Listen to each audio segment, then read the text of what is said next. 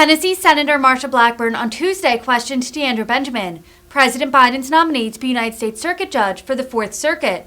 Blackburn, a hardline conservative, focused on Benjamin's record as a judge on the South Carolina Circuit Court for the 5th District, focusing on a case in which Benjamin issued a bond to a suspect named Albertus Lewis who, when let out of prison, allegedly committed more violent crimes. Benjamin has claimed her actions came out of a commitment to the Speedy Trial Clause, but critics have accused her of being soft on crime. Blackburn has long complained that President Biden and his judicial nominees are insufficiently strong on crime and have prioritized criminals' rights above victims. Thank you, Senator Hirono. Senator Blackburn, if you're ready.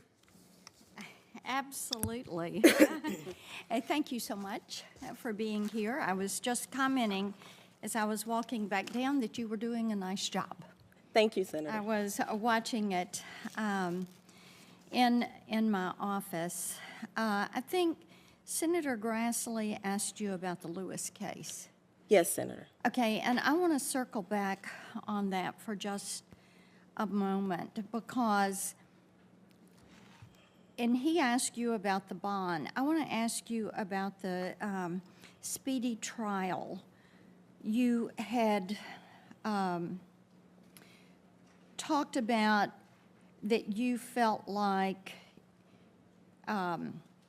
the speedy trial clause applied on this, but he had been held for 2 years, and the Supreme Court had already held that you could go to a 7-year detention without a violation on that. So explain to me your analysis of why the speedy trial clause required you to release Mr. Lewis. Thank you, Senator. Anytime that I consider bond, I consider the U.S. Constitution, the South Carolina Constitution, and the South Carolina bond statute. And in that case, once again, the defendant appeared before me, I believe it was 18 months or 2 years prior, and when he appeared before me, I did, in fact, deny his bond.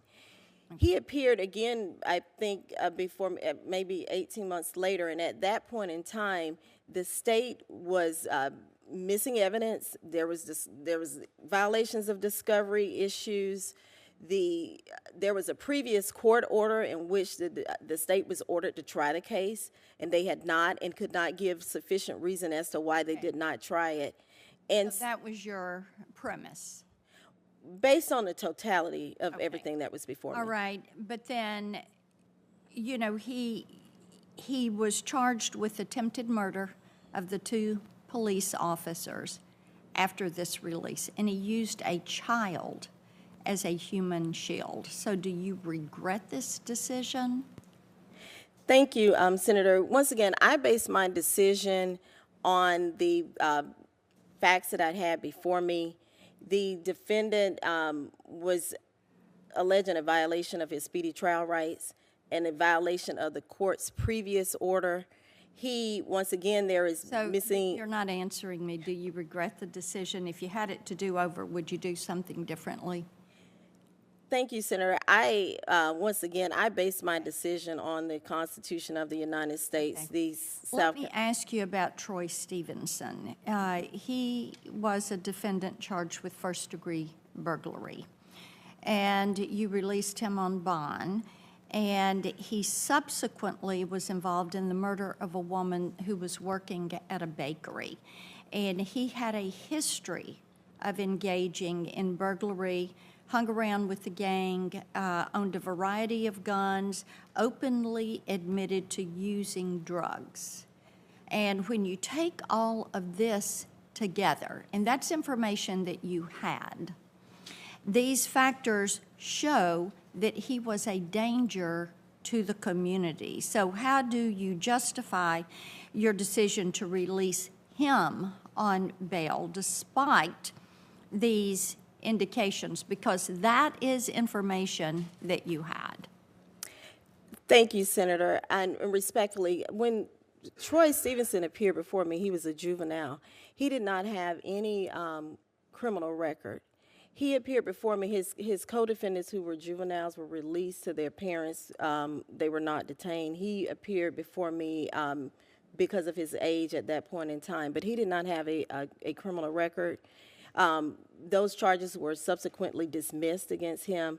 And my understanding from the record is that he was charged for murder. I did not try the case, but he was found not guilty of those charges, on the murder charges also. All right. My time is about to expire. I do want to ask you about South Carolina versus Statton. You reduced the sentence of a convicted murderer from the mandatory minimum sentence of 30 years to 28 years. And under South Carolina's mandatory minimum statute, a defendant convicted of murder must serve at least the mandatory minimum of 30 years and cannot receive any reduction of that sentence. So given the plain language of that statute, did your decision to reduce this sentence violate South Carolina's sentencing law? Thank you, Senator. So Mr. Statton appeared before me upon the motion of the state. At the time that he appeared before me, he was detained, and I believe he still is detained at the Department of Corrections. The captain of the Department of Corrections petitioned the court along with the state asking for a reduction in his sentence based on his substantial assistance to the Department of Corrections in handling issues of gang violence. And I believe the captain's exact words was that he unequivocally saved the lives of correction officers at the Department of Corrections in assisting them. And so that motion was brought before me upon the motion by the state. The state statute says that the only way that a motion of that type can be brought before the court is by the prosecutor.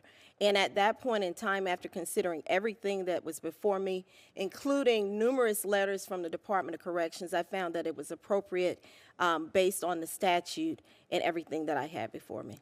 Okay. Thank you, Senator Blackburn. Senator Blumenthal.